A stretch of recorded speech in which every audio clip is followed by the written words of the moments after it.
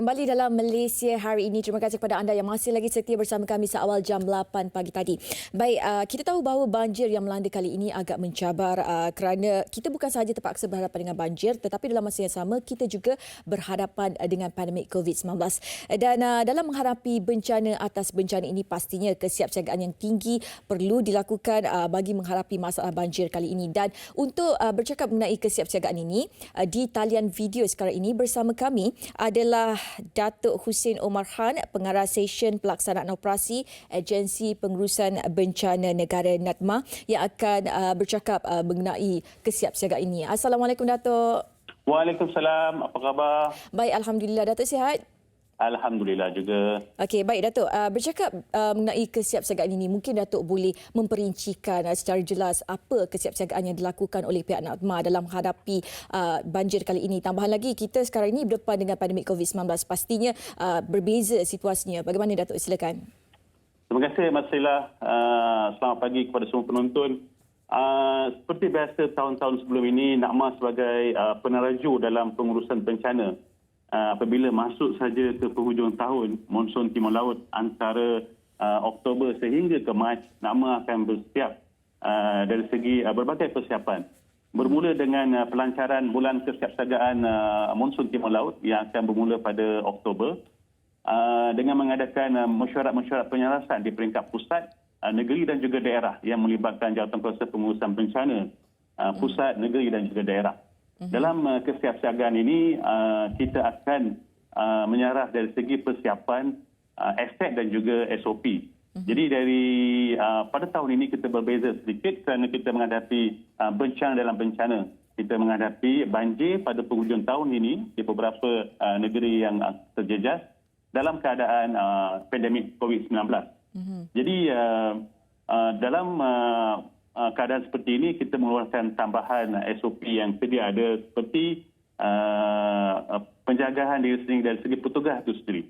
Dua aspek. Satu dari segi operation, apabila kita pergi menyelamatkan mangsa-mangsa banjir dan sebagainya, perlu penjagaan dari segi penjarakan sosial dan sebagainya. Dan juga kita perlu mengetahui siapa yang berada di tempat-tempat yang terjejas tersebut. Okay. Contohnya mereka-mereka yang berada dalam kawasan kuarantin ataupun dalam tempoh kuarantin COVID-19 yang memakai gelar dan sebagainya. Data-data tersebut pihak petugas akan tahu untuk memudahkan mereka handle mangsa-mangsa ni. Dari segi kapasiti air, ya Masyilah. Ya, teruskan Datuk. Dari segi kapasiti pengangkutan, contohnya bot, kenderaan darat dan sebagainya, mungkin kapasiti yang kita akan gunakan tidak seperti dulu. Kita mungkin separuh daripada muatan dalam kenderaan-kenderaan tersebut untuk mengekalkan pencerahan sosial dan sebagainya.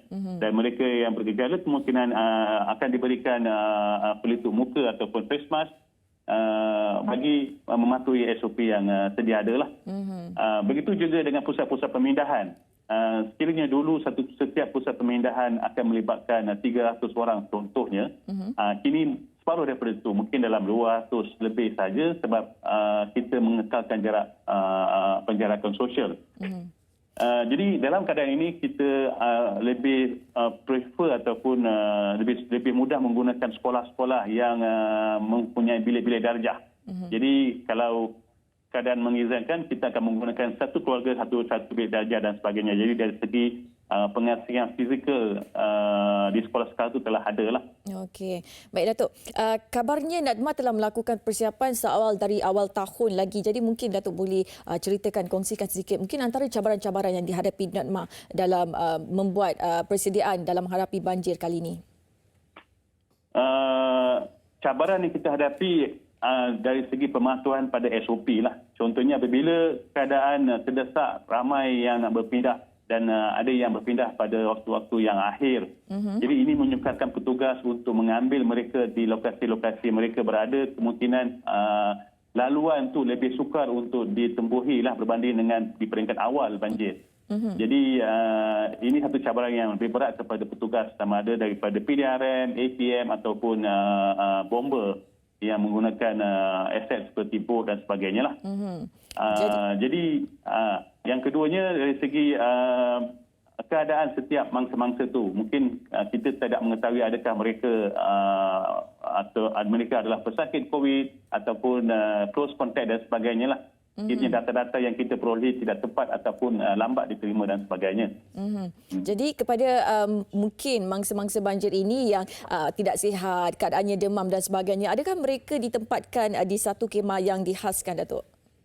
Betul, Masilah, kita dah aturkan supaya dia ada ruang pengasingan. Apabila mangsa-mangsa ini sampai dekat pusat pemindahan sementara yang kita sebut TPS ni, akan ada saringan awal yang diaturkan oleh komuniti di kawasan tersebut ataupun pihak Sekretariat APM, di mana mereka dia akan saring mengambil suhu, pendaftaran Maya Sejahtera, dan sekiranya ada gejala seperti suhu badan yang tinggi dan sebagainya, mereka diasingkan daripada awal lagi sementara menunggu pihak KKM datang merawat mereka dan sebagainya lah.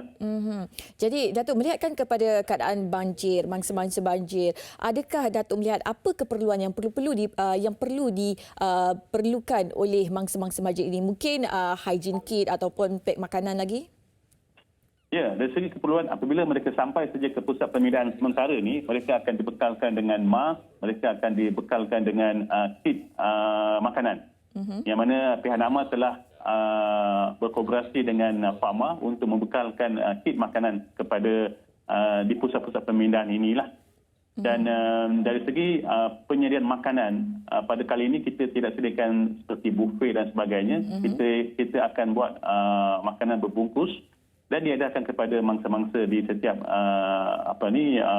cubicle tent ataupun di bilik yang mereka berada lah, supaya mengelakkan mereka berhimpun ataupun gagal mewujudkan penjarakan sosial itulah.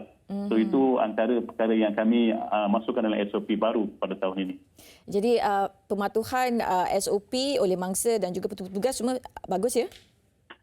So far, Alhamdulillah, apa yang kita alami pada minggu lepas di Pantai Timur, Terengganu, Kelantan dan sebagainya, kita dapat mengikuti pematuhan, tetapi masih ada ruang untuk menambah baik dan juga mematuhi dengan lebih baiklah. Okey, baik Datuk. Terima kasih banyak-banyak Datuk kerana sudi berkongsi bersama kami bercerita mengenai kesiapsiagaan NADMA dalam menghadapi banjir kali ini. Terima kasih banyak-banyak Datuk. Sama-sama. Terima kasih. Itu dia tadi Datuk Husin Omar Han, Pengarah Session Pelaksanaan Operasi Agensi Pengurusan Bencana Negara NADMA. Dan kepada anda yang mungkin berada di kawasan yang berisiko dinaiki air, pastikan anda sentiasa dapatkan maklumat-maklumat terkini mengenai cuaca. Pastikan anda membuat persediaan rapi dan sebagainya dari kita berhadapan dengan masalah yang timbul kelak akibat banjir yang bakal melanda. Baik, kita nak berehat seketika dan kembali nanti kita akan bersama Fazli. Pastikan anda terus setia bersama kami di Malaysia Hari Ini.